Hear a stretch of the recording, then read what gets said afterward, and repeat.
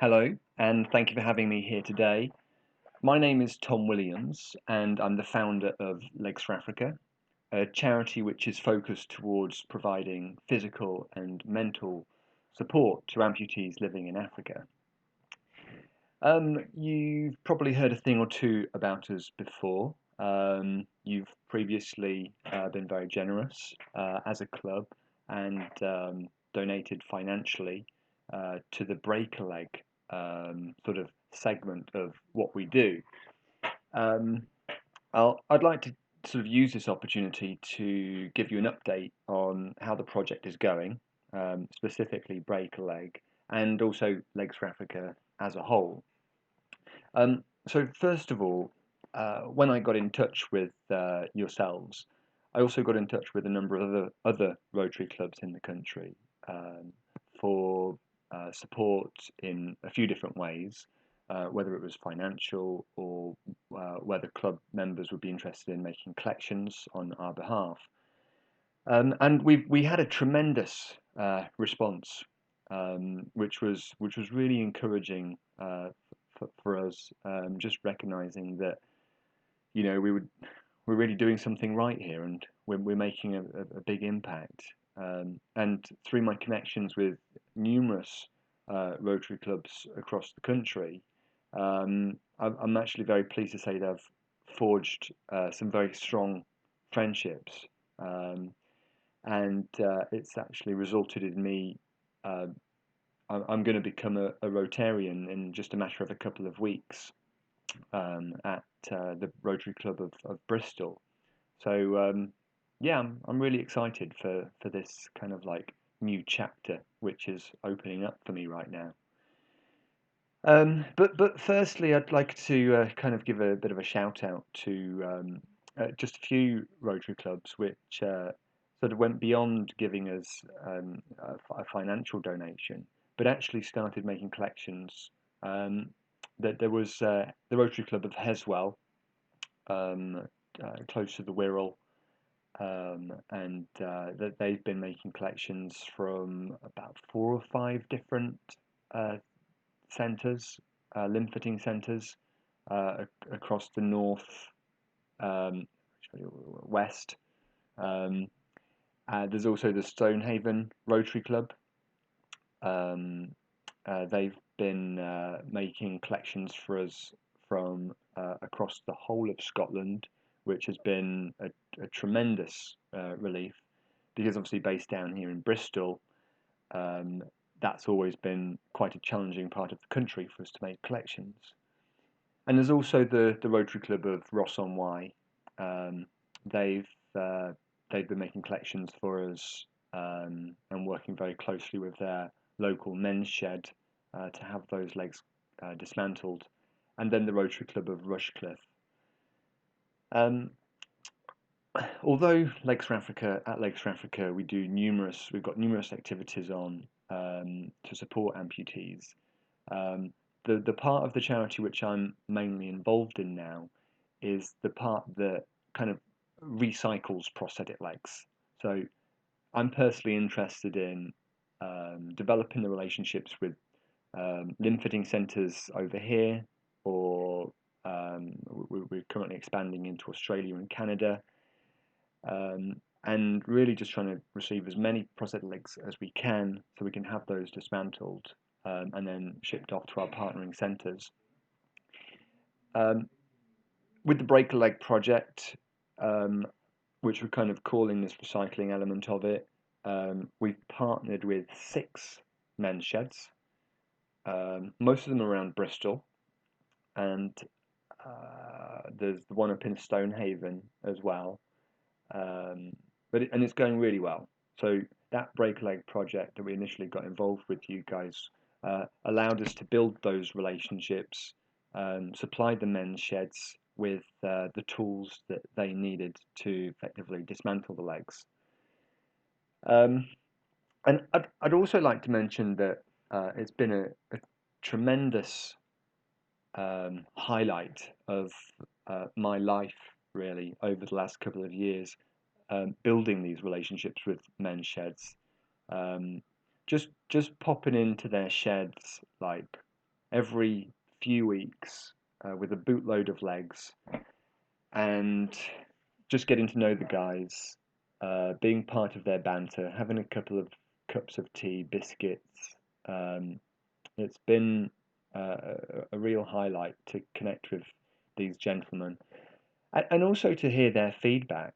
And they found it tremendously rewarding being part of this project, knowing that they're giving something back. Um, yeah, and they're always really interested to hear about how the projects are going on in Africa, and um, because I'm kind of like in the middle, I'm often in the office.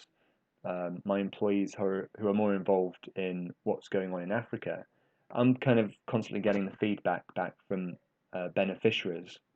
So it's a really nice segue, and I'm able to update them on um, yeah, how their efforts are effectively making an impact to people that are thousands of miles away.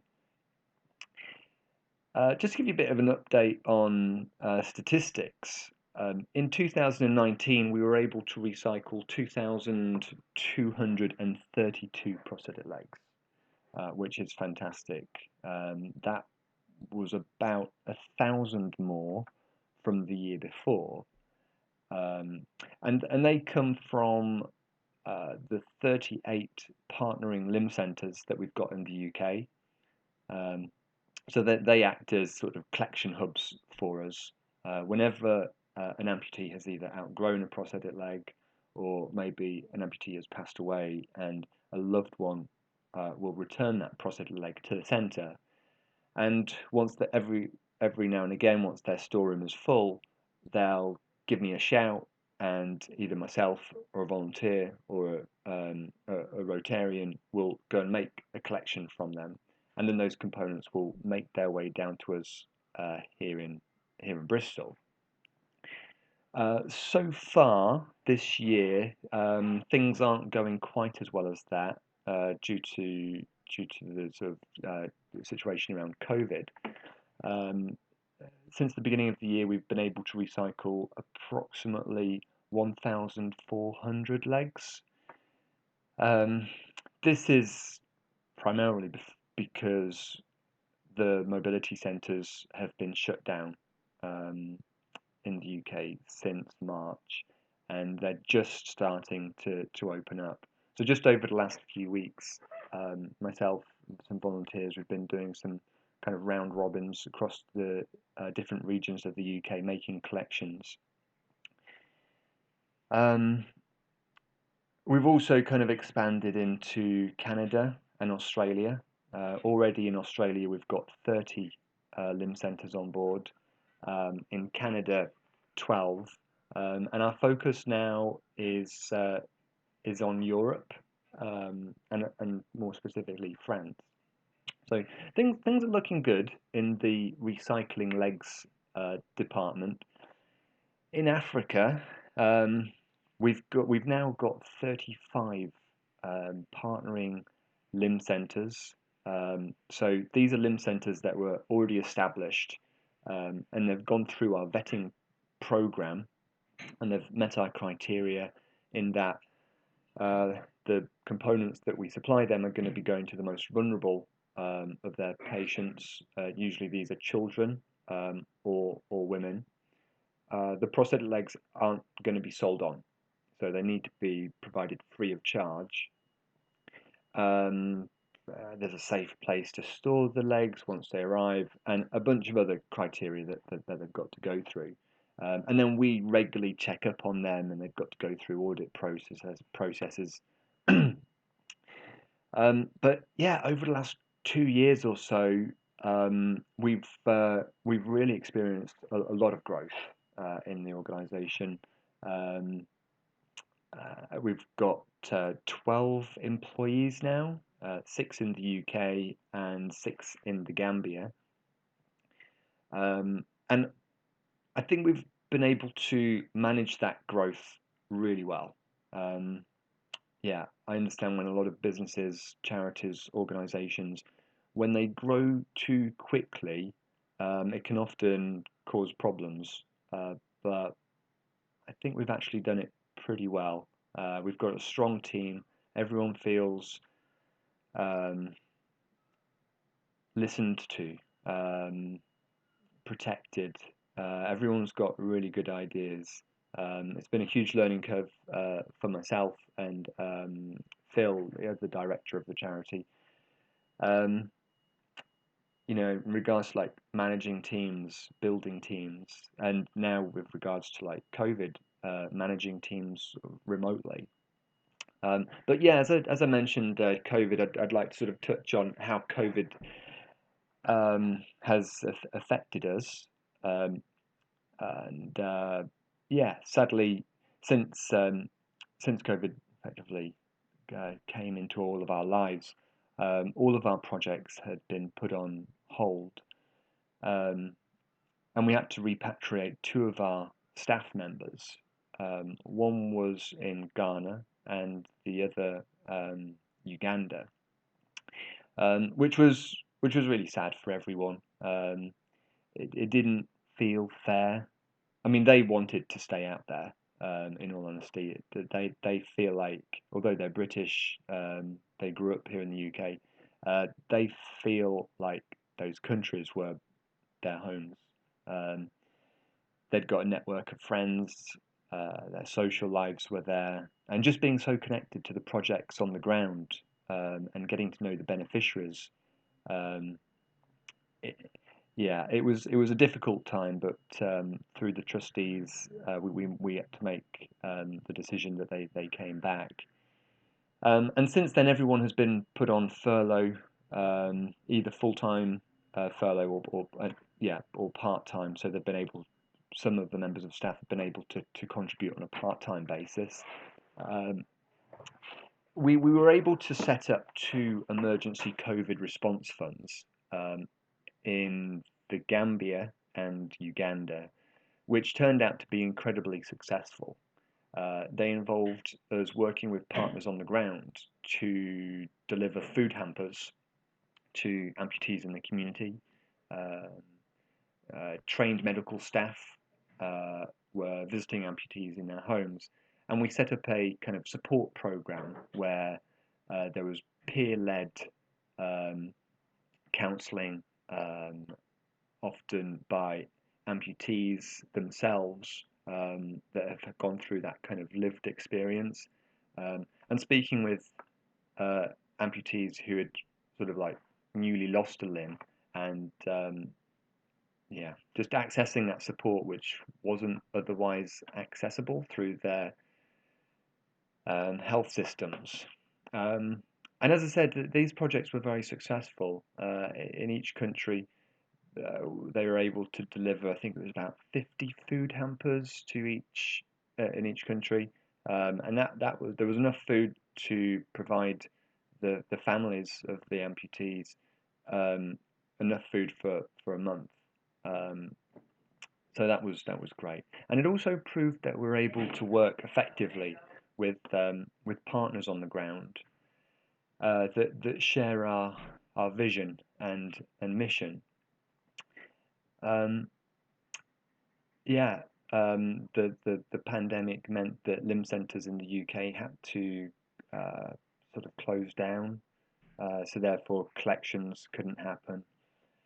And the men's shed groups that we work with, they were they couldn't meet up. So all of our operations sadly had to come to um, to a standstill.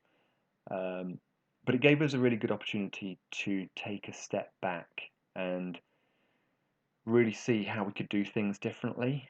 And the whole team is extremely optimistic, um, and feeling positive about the transitions that we're currently going through. Um, okay, I'd just like to share a photo with you now. You should see that. So,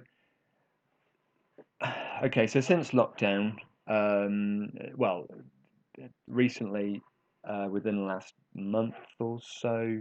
So it's the end of August now. So beginning of August, mid-September, the limb centres in the UK had started opening up again, and this meant that we could start making collections. And our storeroom has been filling up. At the back here, you can see a big pile of legs in the corner. They're legs that still need to be dismantled into their individual components. These stacks just here, they're different sized feet, and they're actually 3 deep. So there's a lot of feet there, and down the side we've got stacks of pylons, knees, um, stump socks, stump liners, and a few other vital components. This is where we do a bit of dismantling, not too much. We have a few volunteers that come in for like half a day a week here and there, but the majority of our legs do get dismantled through the men's sheds. Just since lockdown, we've had a few more extra volunteers coming into our workshop to help get through the the bulk of it at the moment. At the moment, our focus has been on basically emptying our storeroom.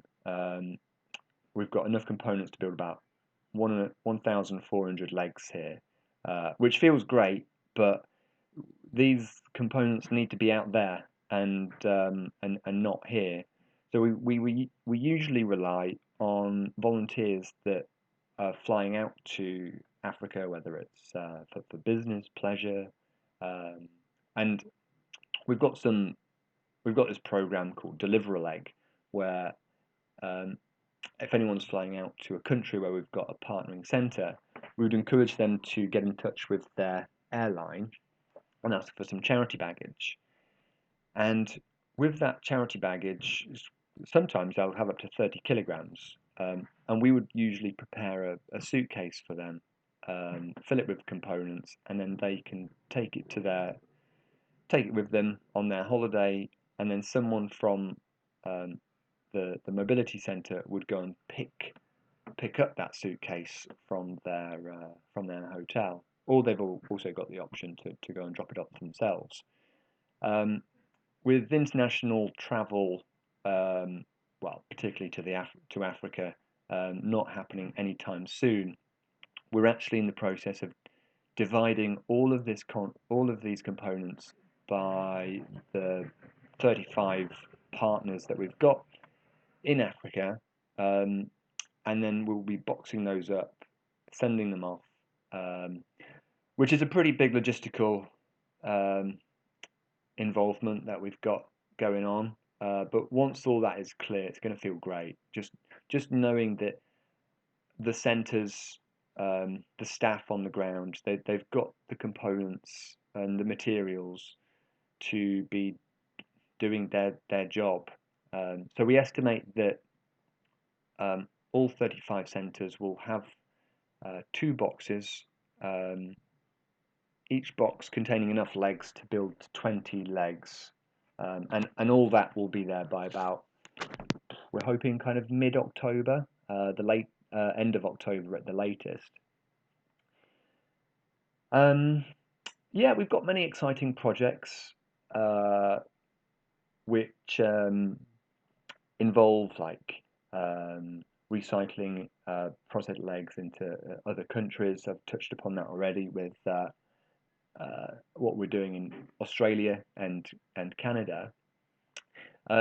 We've also got a big arm of the charity called Care for Legs. This is a way for us to be providing free health care advice to amputees in sub-Saharan Africa. We do this through providing the centres that we work with posters, laminated posters, with healthcare advice, how to keep your stump clean, how to keep your prosthetic leg clean, some basic physiotherapy exercises, diet. A lot of a very common reason for amputation in Africa is due to diabetes.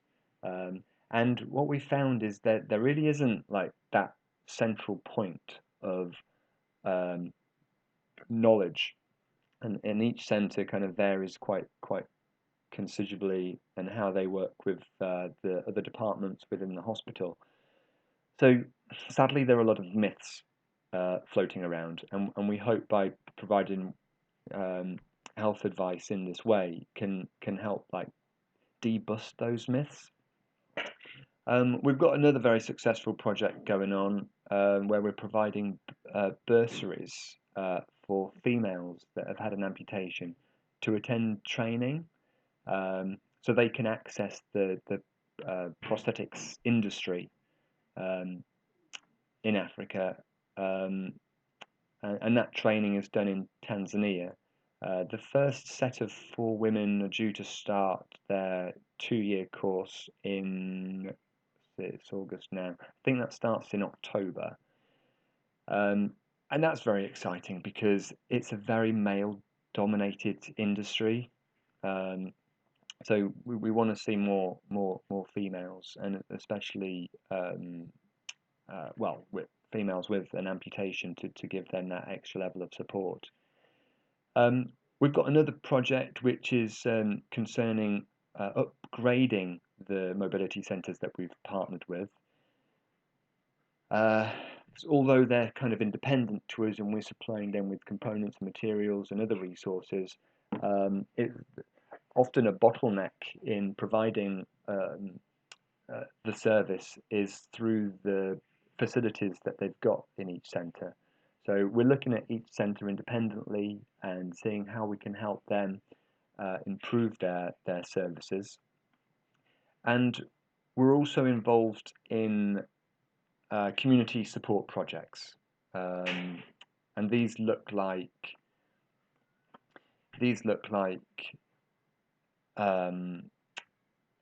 anything from advocacy groups to women's business groups, craft groups. We've also got a football team in the Gambia that sort of just came out of nowhere, and it's just great for the amputee community there. I'm just going to show you a few more photos. We've got here's one of our employees, X. His name is. He's in the Gambia. He's a fully trained prosthetist, and he's here standing quite proudly with a few prosthetic legs that he made during. This was actually sent over to me just yesterday, so I'm presuming he built these legs this week. Here's a nice fun photograph which that they sent me as well yesterday. Again, all of our staff. There's Alu at the back. He's a counsellor, a retired policeman who lost his leg whilst on duty. Now he visits amputees and offers that kind of peer-led support. Here's Awa at the front. Awa and Adama, they're just 2 incredible women that we've taken on, and they're doing a great job at the centre. And there's X at the back. I mentioned that the community support projects, it's going really well. We've got this football team, which I would like to share a video which we had. Well, I personally shot it during a trip to the Gambia at the beginning of the year, luckily just before COVID hit, and then we had it edited just last week. So you guys are going to be the first to see it, and hopefully it's only a minute, but it's quite fun. So I'm just going to let that play.